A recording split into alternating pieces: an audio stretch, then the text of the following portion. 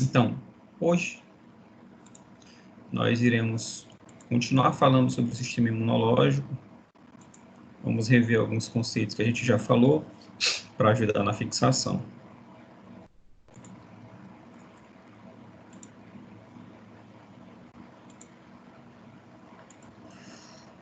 Então, sobre o sistema imunológico.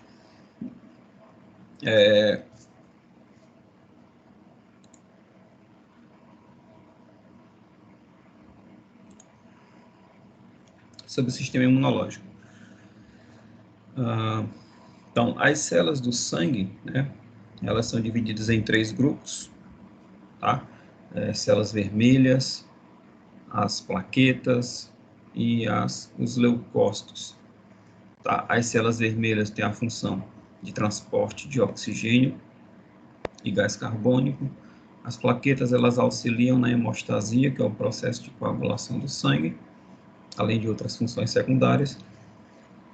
E os leucócitos, eles participam da defesa do sangue, né?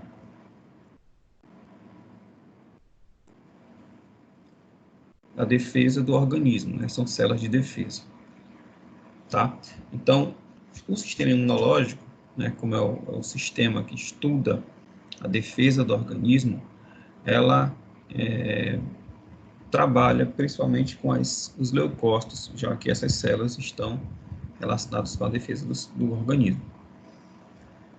Então, como a gente já falou, as células vermelhas, né, são chamadas de eritrócitos, tá? Células vermelhas ou eritrócitos, ou glóbulos vermelhos, ou hemácias, tem essas denominações. E as células vermelhas recém-produzidas são chamadas de reticulócitos, são hemácias jovens, que ainda têm resquícios de RNA mensageiro no seu citoplasma.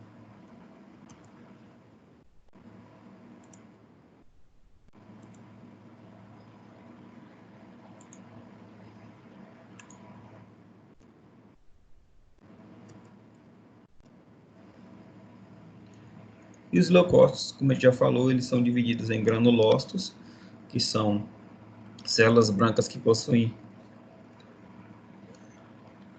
grânulos no seu citoplasma. Esses grânulos podem ter pH neutro, ácido ou básico. Os que têm pH neutro são chamados de neutrófilos. Os que têm pH básico são chamados de eosinófilo. E os grânulos, as células que possuem grânulos com pH ácido são chamadas de basófilos. E os que não possuem grânulos aparentes, né, os linfócitos e os monócitos. Essas células, elas são produzidas na medula óssea por um processo chamado de hematopoese, que é o processo de produção de células do sangue. Essa hematopoese é dividida em 3 processos: a leucopoese, que produz células brancas, a eritropoese, que produz células vermelhas, e a trombopoese ou plaquetopoese, que é a produção de plaquetas.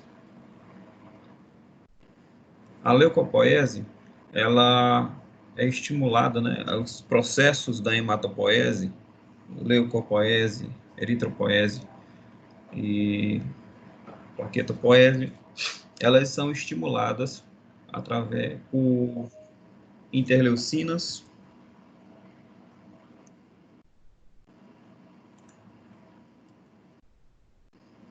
fatores de crescimento celular e também alguns hormônios, como a trombopoietina e a eritropoietina, que estimulam, respectivamente, a trombopoese e a eritropoese. Então, como já falamos, a eritropoese, ela tem algumas etapas, né, algumas células envolvidas, como o proeritroblasto, que é a primeira célula da linhagem eritroide. Esse proeritroblasto se transforma em eritroblasto basofílico, depois em eritroblasto policromático, depois em ortocromático, em reticulócito e depois em hemácia. A leucopoese ocorre algumas etapas também e depende de alguns processos, como a retração do núcleo e a produção de grânulos secundários, que vão dá origem às linhagens neutrofílicas, eosinofílicas ou basofílicas. Então, esse processo na medula óssea acontece a partir das células tronco, que tem a capacidade de autorrenovação, ou seja, elas se multiplicam, né, formando novas células tronco, e elas também têm a capacidade de se diferenciar em células progenitoras. Essas células progenitoras, por sua vez, através de mitose e através da influência de algumas interleucinas, elas dão origem às células precursoras, que através da influência de fatores de crescimento, vão transformar em células maduras de linhagens específicas. E essas células maduras têm a atividade funcional diferenciada. É ela que vai dar a função específica, né? Cada célula tem uma função específica.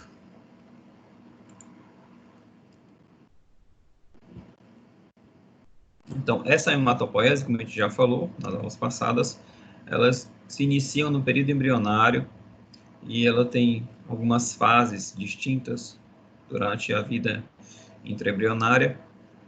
A primeira fase é a fase mesoblástica, onde as células produtoras de sangue, elas se localizam no saco vitelínico. A segunda fase é a chamada de fase hepatoesplênica, onde o fígado e o baço são os principais produtores de células do sangue. E a terceira fase é a fase medular, que ocorre a partir do 8º mês de gestação e vai até o final da vida. A medula óssea, que é o tecido sanguíneo, o tecido produtor de células do sangue, essas células são localizadas na cavidade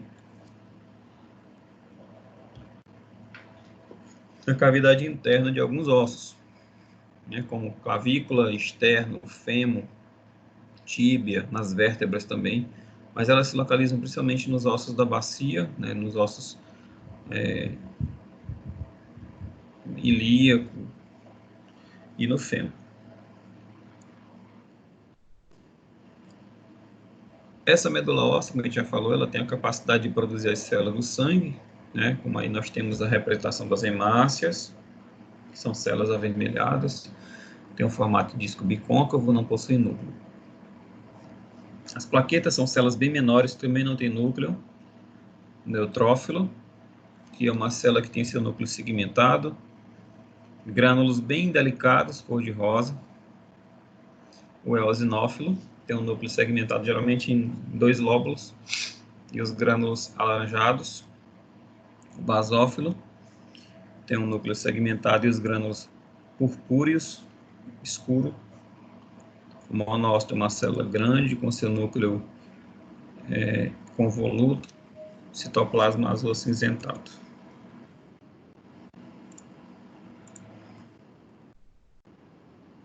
E o linfócito é uma célula pequena com núcleo arredondado, citoplasma escasso e azul celeste. Então, com relação às células vermelhas, as hemácias, elas têm um formato de disco bicôncavo, né, característico, e no seu estado precoce, ela é chamada de reticulócito porque ela possui ainda alguns resquícios de RNA mensageiro que são importantes para a produção do conteúdo proteico da hemoglobina. Então, esse formato de disco bicôncavo, ele dá uma vantagem à hemácia porque aumenta a superfície de contato e melhora a transferência de oxigênio para os tecidos. O tamanho da hemácia permeia em torno de 7 a 8 micrômetros, e essa hemácia vive cerca de 120 dias na circulação do indivíduo. Elas são células extremamente flexíveis. Nós temos uma imagem aí do lado que mostra 3 hemácias circulando por um vaso sanguíneo menor do que elas. E elas conseguem passar por esses vasos sanguíneos porque elas são altamente flexíveis, elas se deformam facilmente. e no seu interior ela é repleta de hemoglobina, que é a proteína que transporta oxigênio.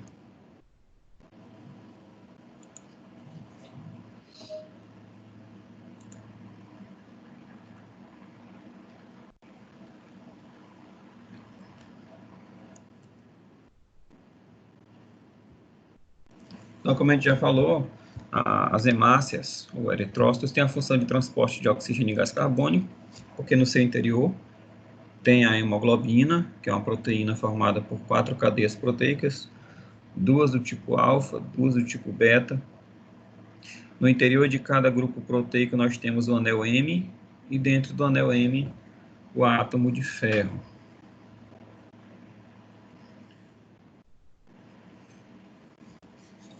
Quando jovens, essas hemácias recém-produzidas, elas já são células anucleadas, elas correspondem a mais ou menos 1% do total de hemácias no nosso corpo, são hemácias jovens que têm no máximo 5 dias de vida. Elas possuem ribossomos e RNAs mensageiros, que têm a capacidade de produzir células, ou produzir hemoglobina. As plaquetas têm a função de promover a coagulação do sangue e também melhorar a retenção do coágulo. O coágulo fica mais firme através da ação das plaquetas. Tá? Essas células têm a capacidade de regular a viscosidade do sangue, impedindo uma hemorragia ou impedindo a formação de um coágulo indesejado, vamos dizer assim. O processo de produção de plaquetas, ele se dá através de uma célula da medula óssea, chamada de megacariócito, uma célula gigante. Nós temos aqui uma foto dela aqui comparada com as outras células da medula óssea. Ela é uma célula de 20 até 100 vezes maior do que uma célula normal. Ela tem um tamanho de 35 até 100 micrômetros de tamanho e é uma célula com um núcleo lobulado, cronomatina grosseira. E essa célula, citoplasma, vai sofrendo degradação e formando plaquetas. Então, ele sofre uma fragmentação e esses fragmentos vão dar origem às plaquetas. Então, as células brancas, também chamadas de leucócitos, são divididas, como a gente já falou em outros momentos, em dois grupos, os granulócitos e os agranulócitos. Os granulócitos são células do sangue que possuem grânulos evidentes, e os agranulócitos não possuem grânulos. Bom? Então vamos falar especificamente de cada leucócito. O neutrófilo é uma célula polimorfonuclear que tem de 2 a 5 lóbulos. Tá? Aqui nós temos a representação de um neutrófilo com 3 lóbulos, o núcleo dividido em 3 segmentos. Esses segmentos são ligados por uma ponte de cromatina. Aqui é interessante ressaltar que esse neutrófilo, ele possui essa extremidade, né? Essa pequena esfera na extremidade. Essa pequena esfera é chamada de corpúsculo de Barr. E esse corpúsculo de Barr só acontece, só aparece, só fica evidente quando o indivíduo ele tem 2 cromossomos X. Ou seja, é comum, né? É normal isso acontecer em mulheres ou em homens com síndrome de Klinefelter, né? Os XXY, indivíduos que têm 2 cromossomos X. Então, normalmente, esse corpúsculo de Barr, essa extremidade esférica, esse lóbulo menor, acontece em sangue de mulheres. No interior desse neutrófilo, existem 2 tipos de grânulos, né? Os grânulos primários, ou chamados de azorofílicos. Esses grânulos eles são ricos em lisossomos, são lisossomos com hidrolases ácidas. Então, são enzimas digestivas que auxiliam o neutrófilo na digestão de micro-organismos invasores. E também possuem grânulos específicos, como colagenase, lactoferrina e lisosimas. Essas enzimas específicas encontradas nos grânulos cor-de-rosa também auxiliam o neutrófilo na sua função de invasão tecidual e combate de micro-organismos invasores.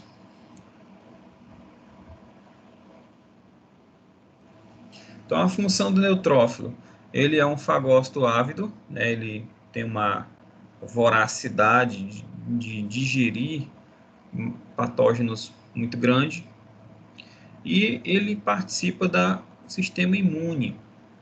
Ele é uma célula do sistema imune inato. Ele defende o organismo contra principalmente bactérias. Aqueles grânulos específicos encontrados no neutrófilo têm funções específicas. Primeiro, a lisosima é uma enzima encontrada no neutrófilo que tem a capacidade de perfurar a parede bacteriana, né? A lactoferrina, ela tem a capacidade de sequestrar o ferro encontrado no sangue, e isso reduz a oferta de ferro para o micro-organismo, já que esse ferro é extremamente importante.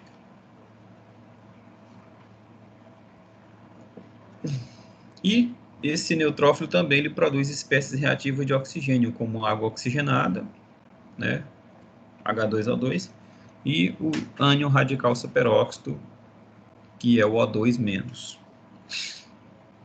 Essas substâncias elas são extremamente microbicidas, elas geram estresse oxidativo e destrói o micro-organismo. O eosinófilo é uma célula bilobulada, que tem de 12 a 15 micrômetros de diâmetro, e elas possuem muitos grânulos eosinofílicos, né? Grânulos alaranjados. Esses grânulos, né, os azurófilos, são ricos em enzimas hidrolases, e os específicos têm a capacidade de digerir, são toxinas que têm a capacidade de digerir parede de micro-organismos, de organismos maiores, como parasitas. Então, a função do eosinófilo é defender o organismo contra parasitas, e também fagocita o complexo antígeno-anticorpo, né, impedindo a ação do basófilo de gerar uma alergia, participando assim de processos alérgicos. Já os basófilos é uma célula com um núcleo irregular,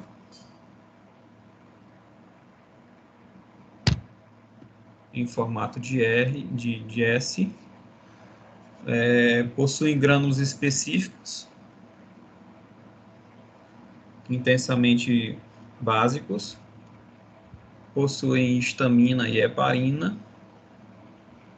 né, que são encontrados no seu grânulo, e essa histamina, quando é liberada no sangue, ela promove a ativação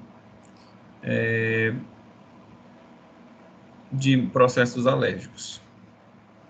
Esses basófilos eles possuem receptores para IgE, que são os anticorpos que reconhecem alérgenos e desencadeiam assim o processo alérgico.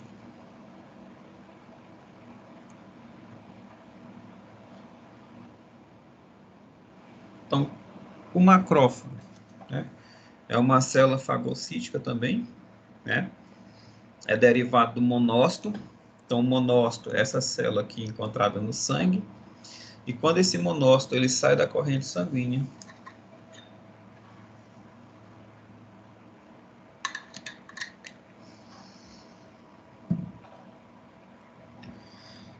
esse monócito ele amadurece e se transforma em macrófago.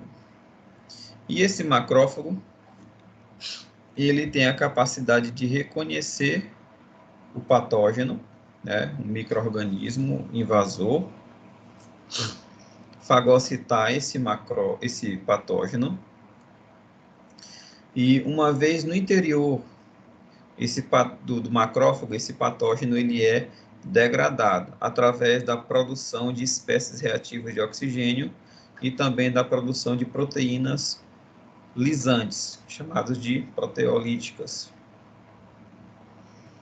Quando esse macrófago ele reconhece o patógeno, além de promover a fagocitose, ele libera substâncias inflamatórias, como o interferon gama. Tá? E essa sinalização promove a ativação do sistema imune. Uma vez no interior do macrófago, esse patógeno vai ser digerido e partes desse patógeno, né, fragmentos desse patógeno, pedaços de proteína desse patógeno, vão se ligar ao MHC de classe 2 e esse MHC de classe 2 vai migrar para a superfície. O MHC significa complexo de histocompatibilidade maior. Essa proteína tem a capacidade de apresentar antígenos. Então, esse MHC de classe 2, ele vai apresentar esses antígenos microbianos, né, para o linfócito TCD4. Como que ocorre esse reconhecimento por parte do macrófago? Tomamos por base aqui uma bactéria, que é um dos patógenos, né, dos micro-organismos mais facilmente penetráveis ao organismo. Essas bactérias, elas possuem algumas moléculas que são comuns a diversas bactérias. E essas moléculas comuns, essas características comuns encontradas na bactéria, a gente chama de padrão molecular associado ao patógeno, tá? Então, várias bactérias possuem moléculas em comum, como flagelina, né, porque muitas bactérias possuem flagelo, e uma proteína encontrada no flagelo é chamada de flagelina. O LPS, que é o lipopolissacarídeo, que é encontrado na parede bacteriana. Então, essas moléculas em comuns, né, elas são reconhecidas pelo macrófago. E elas são chamadas genericamente de padrão molecular associado ao patógeno. Então, o macrófago ele possui vários receptores que reconhecem essas proteínas em comum, tá? Uma vez reconhecendo essas proteínas na superfície do patógeno, ela se liga à superfície do patógeno e fagocita esse patógeno através da formação de um fagossomo. Esse fagossomo, por sua vez, ele sofre fusão com o lisossomo, gerando o fagolisossomo, que é uma vesícula digestiva. Esse patógeno, então, vai ser digerido, tá? E durante a formação desse fagossomo, vai ser liberado um sinal aqui para estimular o DNA a produzir proteínas pró-inflamatórias, citocinas pró-inflamatórias, que vão aumentar o processo inflamatório. E durante a formação desse fagossomo, aqui nós temos o MHC de classe 2 que vai se associar a esses fragmentos do micro-organismo e vai migrar para a superfície para expressar esse antígeno microbiano na superfície. Então, nós temos nas nossas células de defesa vários receptores que reconhecem padrões de micro-organismos. Por exemplo, esses receptores são chamados de Toll-like receptor. Na verdade, eles só colocam a sigla, TLR, tá?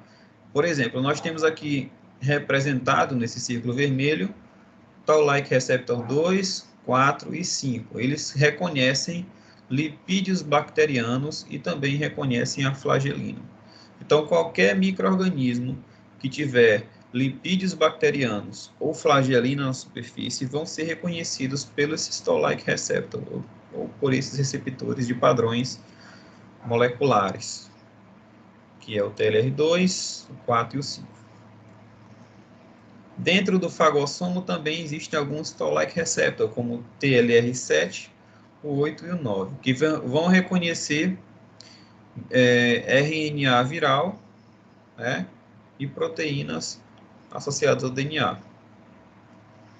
Então, esses receptores de reconhecimento molecular, eles são encontrados em todas as células fagocíticas do sistema imune inato.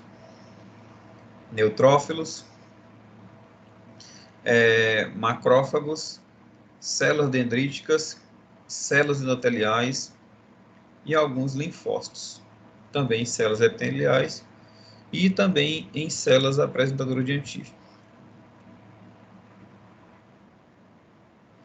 Então, essas células elas vão expressar na sua superfície vários receptores de reconhecimento de padrão molecular, como reconhecer, por exemplo, o LPS, a flagelina, até o linfócito T também, através do CD40 ligante.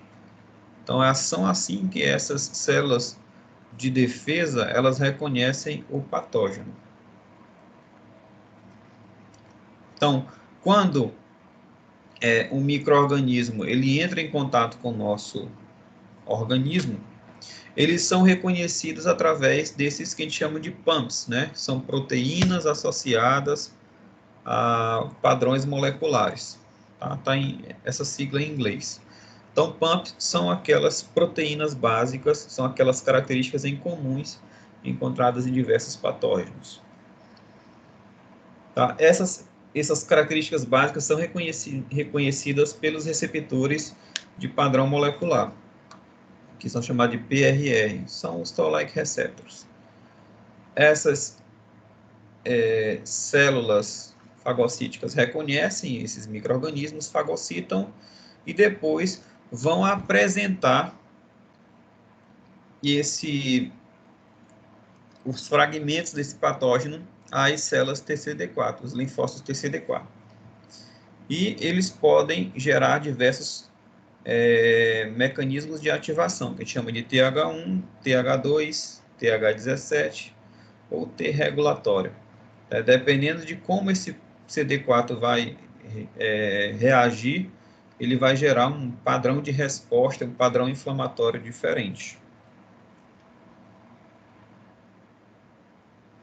Então, aqui nós temos a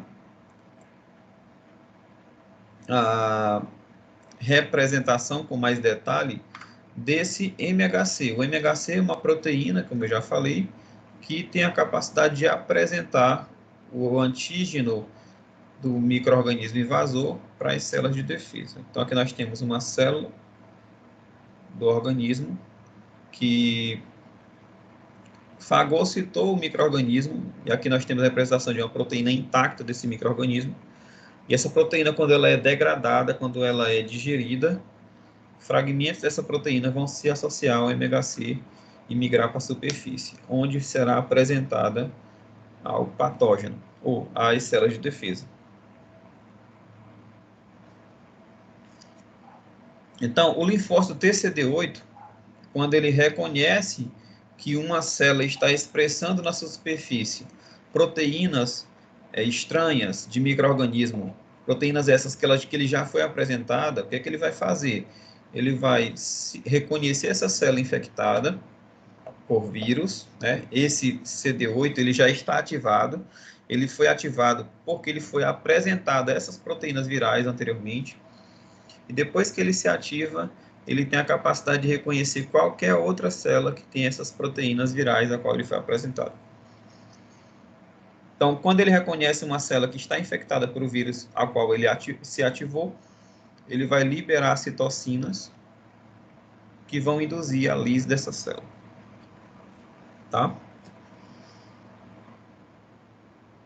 Então, o linfócito T, ele pode ser ativado através da expressão e da apresentação de antígenos, ou pelo MHC de classe 1 ou MHC de classe 2. O MHC de classe 1 ele é expresso em todas as células. E ele expressa proteínas da qual a própria célula produz. Tá? Então, todas as células elas possuem MHC de classe 1 e o linfócito TCD8 ele reconhece o MHC de classe 1. Então, esse MHC de classe 1, ele vai expressar na superfície todas as proteínas a qual a célula produz. É como um mecanismo de identificação. O sistema imunológico reconhece as células do próprio organismo através da interação com o MHC de classe 1. Porém, quando essa célula é infectada por vírus, tá? Esse MHC de classe 1 também vai expressar na sua superfície proteínas virais, porque a infecção viral, ela promove, né, o vírus, ele é um parasita intracelular obrigatório. E para a ativação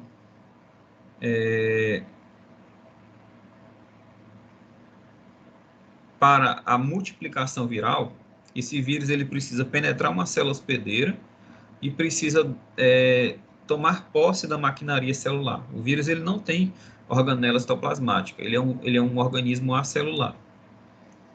Inclusive, o vírus ele é só considerado vivo dentro de uma célula.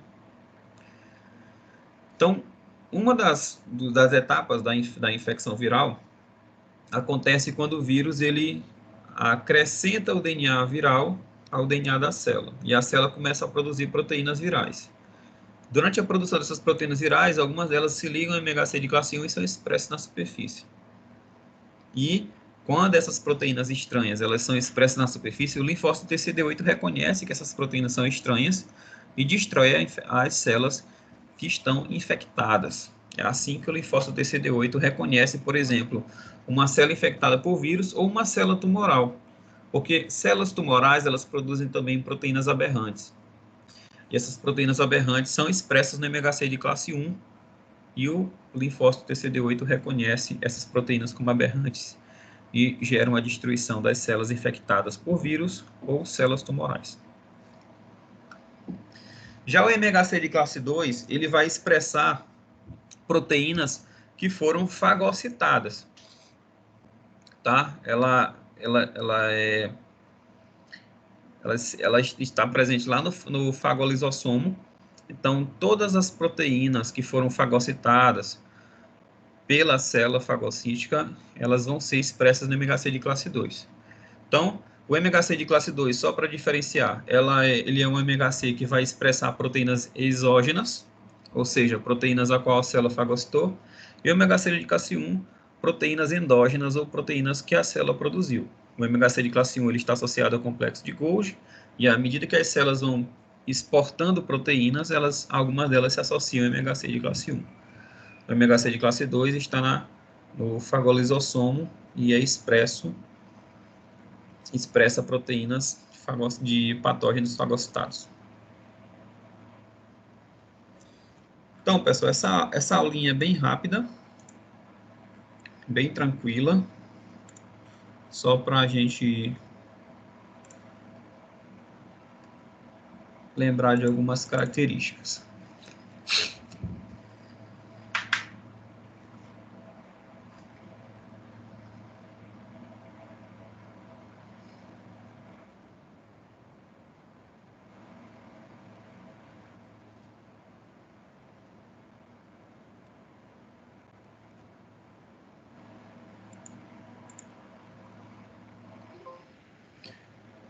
Pessoal, rapidinho. Alguém consegue me ouvir? Todo mundo está conseguindo me ouvir?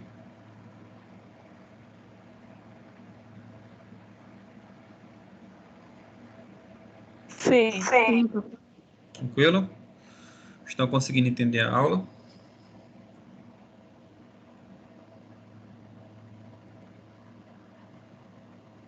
Sim?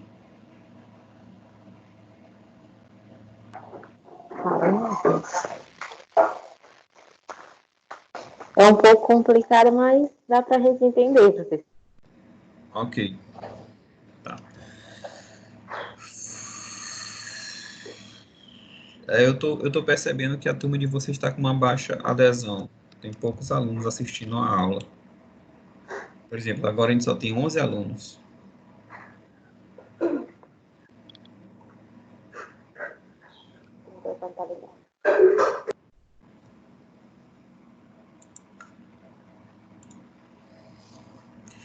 E aí eu vou fazer o seguinte com vocês, pessoal.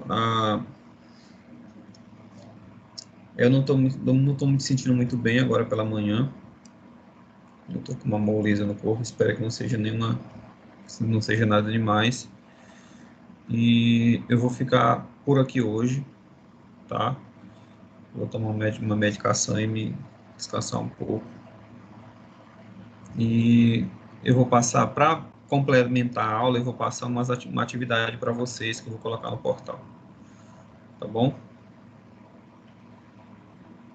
Alguém me responde? Tá bem, professor. Tá bom. Ok. Viu?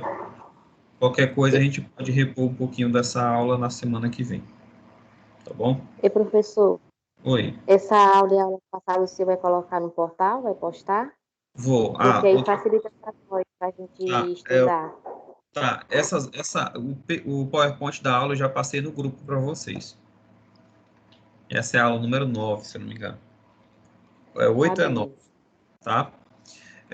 Com relação à postagem da aula gravada, eu só